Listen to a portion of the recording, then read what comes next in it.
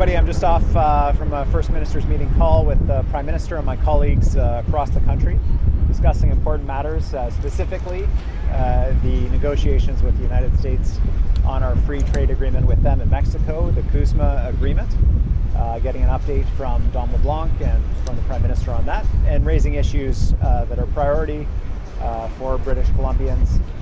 It was a good discussion, specifically on the call, as always. I raised the importance of ensuring there's a resolution of the softwood lumber dispute, particularly for British Columbians, that is not left off the table because it has been a long-running dispute, that 45% tariffs on our wood products are a really big deal for British Columbia and for the entire Canadian economy.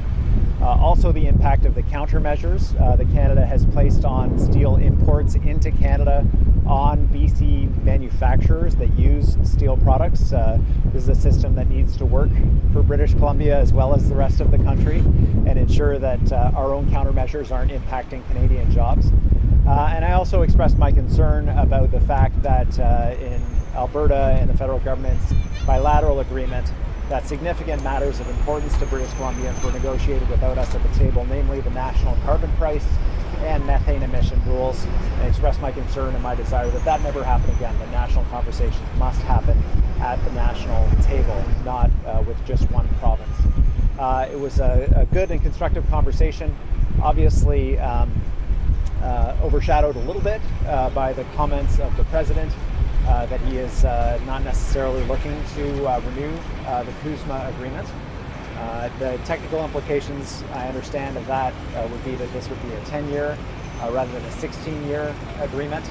And obviously 16 years would be more desirable for British Columbia and Canada to have that stability.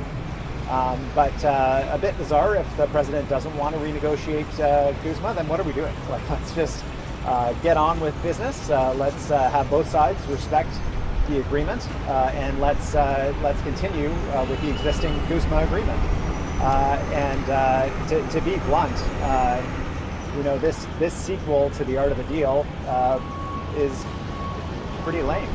It's for the main deal maker from the United States to say he's not even interested in a deal or having the conversations is a fairly significant departure, and let's just then continue trading the way that we were before, the way that was driving down prices for Americans and Canadians, and employing people on both sides of the border and working for everybody. So let's get on with it. With that, happy to take any questions that you have. Global News. Not a CUSMA story, Mr. Premier, but West Shore RCMP are investigating several reports of this violent online group 764 that's part of the COM. It involves youth and children. Several investigations going on there. Very disturbing information of how they are exploiting young kids. We see the act coming out of Ottawa today, what the Prime Minister announced. But what specifically is being done to help target these kinds of groups as far as on an enforcement level here in the province? Well, thanks. I mean, certainly disturbing information, important information for the RCMP to share with parents. Unfortunately, not new. We have seen the death of a young boy in Prince George who was extorted by an online gang through Snapchat. Allegedly, the individual involved was based in Nigeria, who was interacting with this kid in Prince George, and resulted in that boy taking his own life. Devastating for the community, devastating for his family. And certainly there is a key role for parents here to try their best to understand what their kids are doing online and put in place the controls that are available in these apps. But there's a huge responsibility on these companies that they continue to shirk. They continue to say that they don't have accountability for the people who are using their platforms to go after our kids and exploit our kids. That's why we're pushing hard with the federal government for clear safety rules, obligations on both artificial intelligence and social media companies to protect children and families, kids who are online. It is essential. We're actually losing lives as a result of these activities. Children's lives are devastated. We've had to set up a special system in British Columbia to allow individuals to force these social media companies to take down their intimate images, pictures of them that have been put up online without their consent. The province has had to set this up. We can do better. We have to do better. We can learn from those jurisdictions that have already taken steps and ensure that Canada has a national minimum standard for these companies and how they interact with our kids. Police have specialized teams. They operate online. They try to seek out these predators and shut them down. But at the end of the day, the platforms, the Snapchats, the Facebooks, the OpenAIs need to take accountability for what's happening on their platforms and shut this down. But Mr. Premier, how do you enforce that, right? Everybody is on the same page regarding what you're talking about right now. But how do you enforce it? Experts tell us that deal with this every day, that deal with these devastated kids, that the laws are coming about, but it's impossible to enforce it.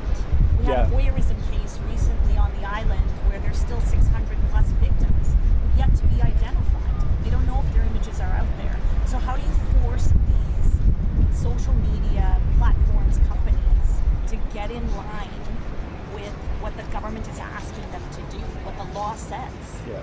It's pretty clear to us at the provincial level what our authorities are, and we're exercising them in terms of forcing these companies to take down images that have been posted illegally of people, to support people in getting that action, to ensure the police have the resources they need to go after this. But at the end of the day, we need that national level standard, whether it's just a minimum standard when these companies have to report that someone is planning a violent act, like we saw in Tumbler Ridge, to the police.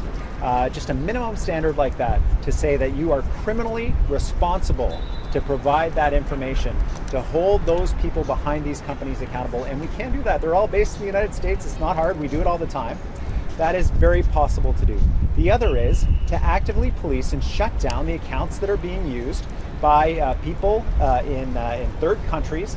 Like the fact that Snapchat could not identify that a VPN, a private networking individual with no relationship with this kid in Prince George was contacting a child's account and asking for photographs. I don't believe it. I don't believe they can't detect it. I don't believe they can't prevent it. I believe they choose not to because they see offering promise of privacy to people as being a bigger financial winner for them than actually protecting our children. And we have to reverse that. We have to ensure that protecting our children is important and protecting privacy is important, but that the shareholder value doesn't come ahead of the value of our children. And I believe that we can do that at the federal level, and I believe the federal government's on the right track on that, and we are keenly supporting their efforts to ensure safety of our kids. CBC? I was just going to ask, you're talking about what this bill could and should do. You just kind of mentioned, do you think that it is going to, touch on it at the end there, but do you think it is going to live up to the standards you're expecting? We've provided really clear advice to the federal government. We've been working on this safety issue for kids online for a while, and the horrific experience in Tumbler Ridge seems to us that a very straightforward expectation of these companies that they report as soon as they have information that someone's planning a violent attack that's credible, that they report that to police, something that OpenAI allegedly had information about, allegedly did not take action on. This feels like an easy thing to do, so we provided all that advice to the federal government. I haven't seen yet the content of what they're going to put forward, but they have all the information they need from British Columbia, in my opinion, to be able to make a very good and effective bill. CTV? Ben Hilger, CTV, on behalf of my colleague Rob Buffalo. When it comes to Trump's comments today about not wanting to renew CUSMA, do you see that as bluster, or do you take that seriously? I think we have to take the president's comments seriously, but to be frank, the president has made all kinds of comments online, and so there's really a challenging path ahead for his negotiators, for our negotiators. This latest comment that there's no interest in renewing, or means essentially like, let's just continue with the existing agreement. Let's just get on with it, and that is a very different message than we've heard previously. One that I think bluntly would be welcome in terms of stability, and a lot of anxieties around a renegotiation that were coming up from various businesses in British Columbia. But I don't know if that's actually what he means. I don't know if this is going to change within 24 hours. If this is the art of the deal, it looks more like a giant mess to me. And so at some point, hopefully, we get a clear indication of what the United States is hoping to do from the president, so that we can just get on with the business of either doing business or renegotiating the deal. And then second question, are you concerned that a ban on social media for kids under 16 will be hard to enforce and may drive kids to go underground to access social media sites? Yeah, I think, what I've heard of initial reports in the media of requiring certain safety protocols to be in place around these apps in order to be able to have kids be able to open accounts on them. Makes a lot of sense to me. What I think we saw in Australia was a flat-out ban meant that kids went to apps that had fewer standards, frankly. So we can learn from these other jurisdictions. We have to keep kids safe online. I think, each parent for their own kids, we try to make the best decisions possible, but then they go to school and they've got other kids who have cell phones, who have access to these apps. That makes it really hard.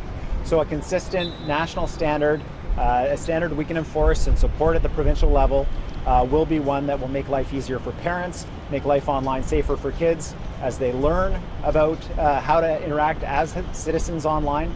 And at the same time, they're protected from these terrible predations that have devastated families in our province, and not just here, but across North America.